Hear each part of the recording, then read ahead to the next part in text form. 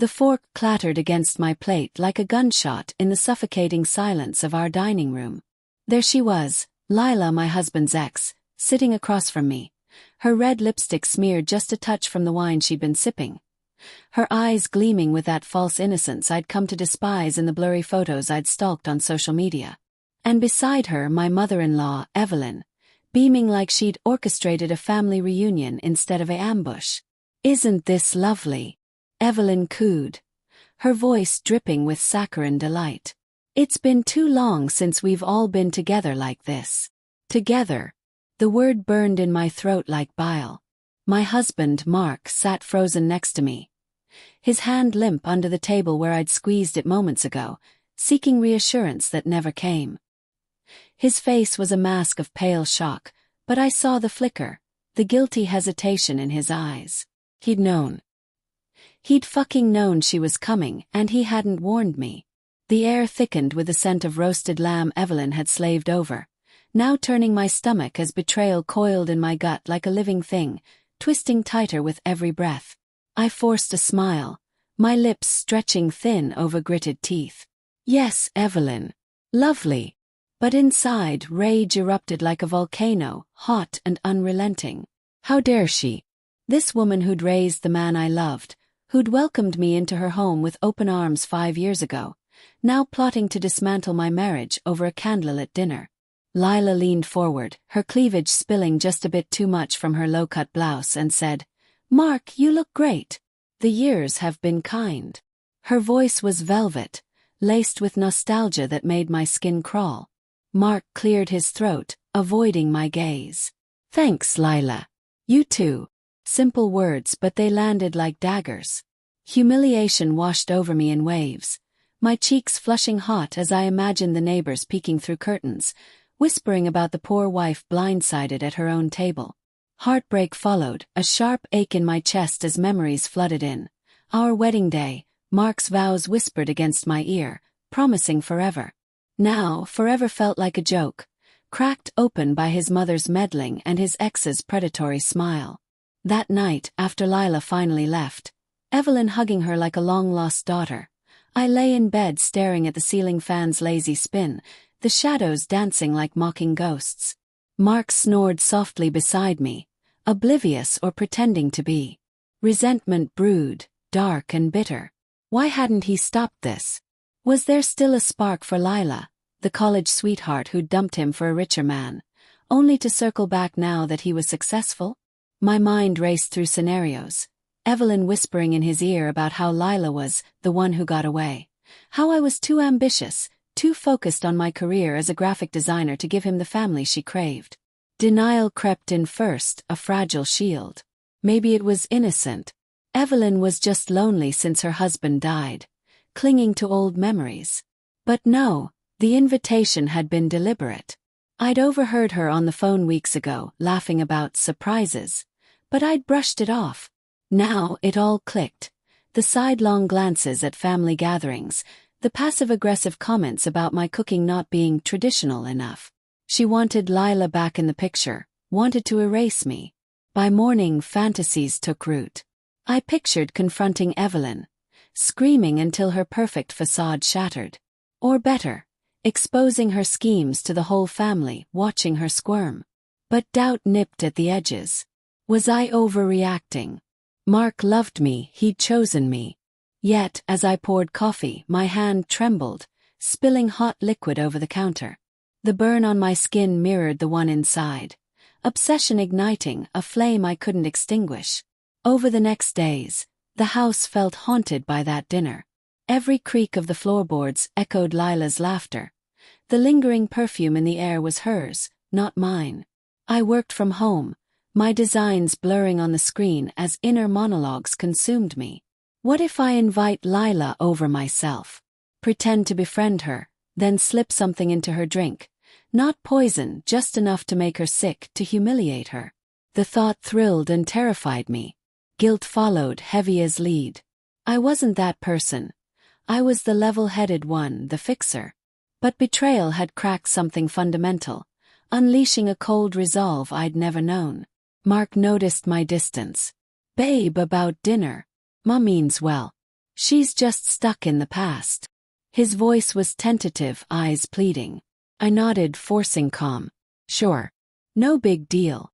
But inside, resentment festered. Means well.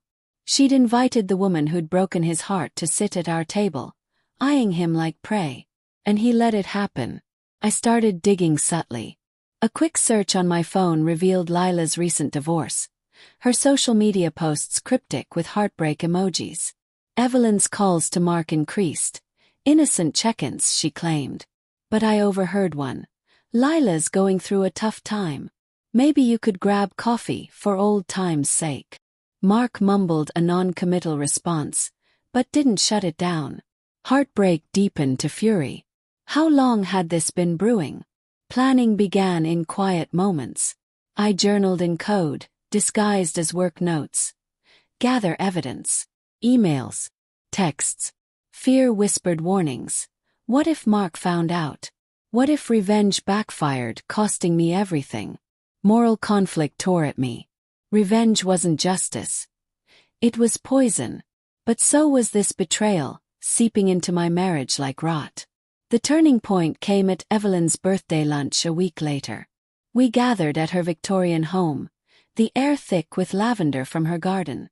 Lila wasn't there yet. But Evelyn pulled me aside in the kitchen, her grip on my arm like talons. Sarah, dear, I hope you're not upset about dinner. Lila's family, you know. And Mark. Well, he needs someone who understands his roots.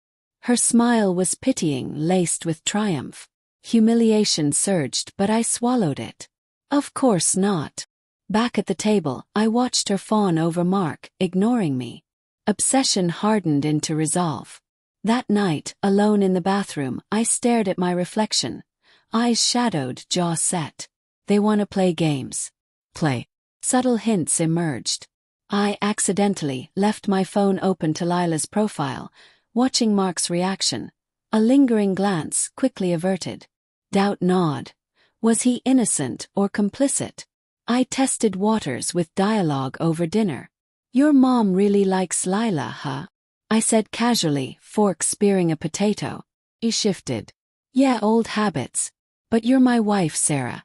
End of story. Not if Evelyn has her way, I muttered, testing.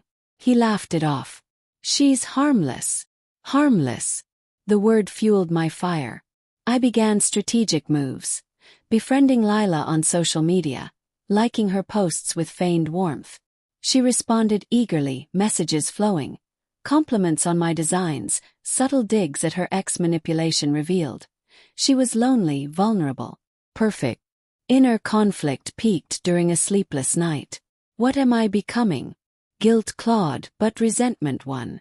I imagined the payoff. Evelyn exposed, Lila humiliated, Mark forced to choose. Fear of consequences loomed, but cold resolve pushed forward. Tension built slowly. At a family barbecue, Evelyn suggested Mark help Lila with her car troubles. He went, returning late with grease on his hands and excuses on his lips. Heartbreak twisted into obsession. I hacked his phone, easy with our shared passwords, finding texts from Lila. Thanks for today. Felt like old times. His replies, polite but not discouraging. Denial shattered. Planning intensified. I'd invite them all again, but this time on my terms. Subtle foreshadowing. A misplaced earring in his pocket, Lila's? No, planted by me. Moral grayness blurred lines. As part one crested, suspense simmered. I stood in the kitchen, knife slicing vegetables with deliberate strokes, each cut a fantasy of justice. The air hummed with unspoken rage, the stage set for retaliation. The invitation went out smoothly, my voice steady on the phone. Evelyn, let's have another dinner. Just us and Lila if she's free. To clear the air. She hesitated, surprise evident, then gushed agreement. Wonderful, dear. I'll bring dessert. Lila accepted via text, emojis, hearts and smiles. Mark raised an eyebrow. You sure about this? Absolutely, I replied, kissing his cheek. Inside, turmoil raged. Guilt for deceiving him, fear of unraveling, but resolve like steel. The plan was simple yet layered. Expose their schemes subtly, force confessions, then deliver the twist. But doubts whispered. What if it backfired? What if I lost Mark in the process? The evening arrived, rain pattering against windows like nervous fingertips. I set the table meticulously. Crystal glasses gleaming under chandelier light, the scent of garlic and herbs wafting from the oven. Sensory details sharpened my focus. The cool porcelain under my palms, the distant thunder rumbling like my heartbeat. They arrived together, Evelyn and Lila in matching coats, giggling like conspirators. Mark greeted them, his hug for Lila lingering a second too long. Humiliation prickled, but I smiled. Come in. Wine. Dialogue flowed naturally at first, small talk masking undercurrents. Sarah, this smells divine, Evelyn said, settling in. You've outdone yourself. Thanks. I wanted tonight to be special. My words held double meaning, tension coiling tighter. As we ate, I steered conversation. Lila, tell us about your divorce. Must be tough. She flushed, glancing at Mark. It is. But friends like Evelyn help. Evelyn patted her hand. We're family. Family. The word ignited suppressed rage. I sipped wine, feigning calm.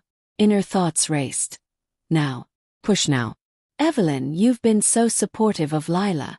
Almost like you wish she was still with Mark. Silence descended, forks pausing mid-air. Mark choked on his bite. Sarah. Evelyn laughed nervously. Don't be silly. I just care about everyone. Lila interjected, voice soft. Sarah, I didn't mean to intrude. Evelyn invited me because, well, she thought Mark and I had unfinished business.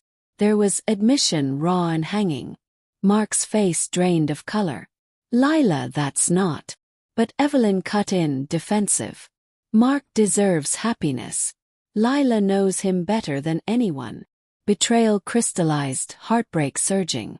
I stood, voice trembling with authentic fury. And I don't. 5 years of marriage, and I'm the outsider. Arguments escalated, voices rising like a storm. Mark defended me weakly. Mom, stop. This is insane. But his eyes darted to Lila, revealing hidden motives, lingering affection, perhaps regret. Suspense built as I revealed evidence. I saw the texts, Mark. Old times.